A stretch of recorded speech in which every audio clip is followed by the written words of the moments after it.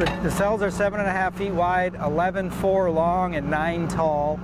They're single and double bunks. We've got a couple medical cells, so depending upon where it's going and what its function is, it's laid out a little bit differently on the inside. Each subspace has to have an ADA cell, so we have, I think, 12 of those total, so they're a little bit bigger, and they got a roll-in shower system and a different vanity style stainless steel that you can roll under.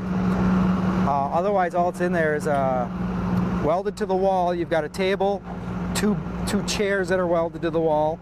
You got the bunks that are welded to the wall, and you got a shower built right into it. So in the old days, you would have all the cells, and then you'd have a shower located out in the main area.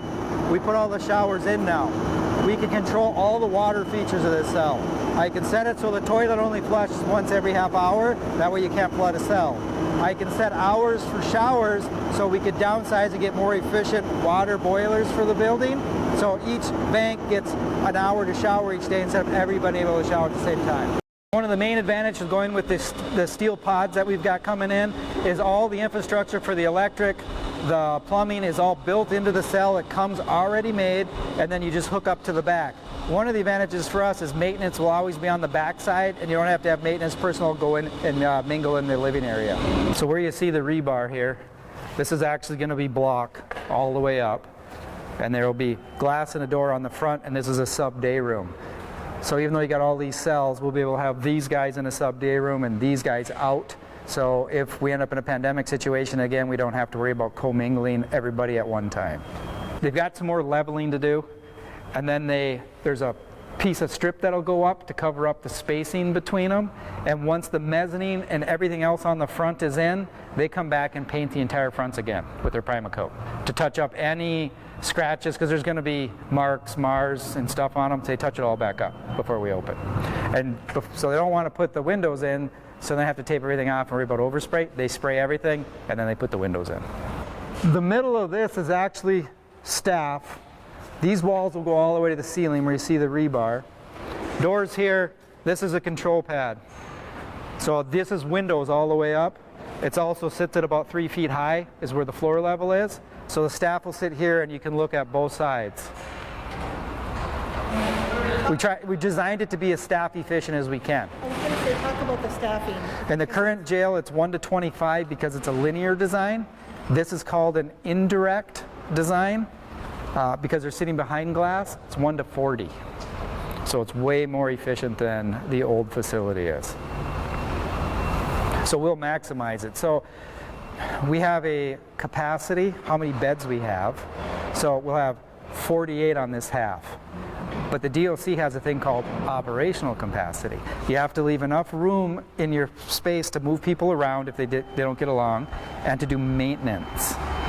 So out of this, they would only give us, let's say if we put just 40 beds in, they'd give us probably 33 or 34. If we're over that, they'd consider us over capacity. Well, to me, that's wasted space. So we built it at 48, knowing they'd get us to 40. So we have no wasted space. We still have movement for people, and we have the maintenance ability on all of it. Pre-COVID, I think our highest number of people we had housed out was 61 at one day. We were averaging in the 40s. We were all the way down to Buffalo, Wright County, housing down there because we couldn't find any beds. Right now, today, I think we only have 18 housed out. After COVID, all the numbers have slightly gone down. We expect everything to rebound over time here. We're currently in Pine and Chisago County because we couldn't find any beds in Northern. So we're driving 3.5 hours for inmates right now. And if they got court on Monday, we'll go. They're still doing arraignment by Zoom, but they're doing the rest of the hearings in person. So we're driving to Chisago every Sunday, picking up inmates and driving them back here. So we're paying overtime rate just on drive time every Sunday. And this, we're not going to open that pod, that side. When we first open, we're going to open at 132 beds. That should take what we've got in a little bit of play, get all the staff used to the new facility, see what bed space we have available.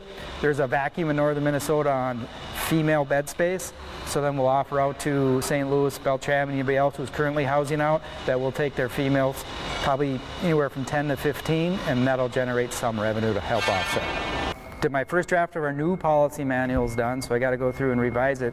But you got to realize some of my staff's been here for 20 years. I have to retrain them because this is not the design or how we do movement. Upstairs in the current facility, if I'm going to take you to go see somebody, I have to go get you and I walk you. If you're GP or min security in this building, you'll go on your own. It'll take a while for my staff to get used to that, along with me, because it's a whole different conception than I've had for corrections for the last 22 years. We actually have a kitchen in-house now. Okay. That'll be inside the secure perimeter. So the kitchen, the rec, and medical were actually built large enough that if we did our expansion plan 20 years from now and put 2 more pods on the outside, you would not have to adjust the size of those rooms. So it was all pre-built for the maximum capacity we could ever have in the future. The goal of the new jails with the National Institute of Correction have a life expectancy of about 24 years. So we're at the end of 30-some years, like 36, 37 years in the main jail. So we're way beyond the expectancy of it.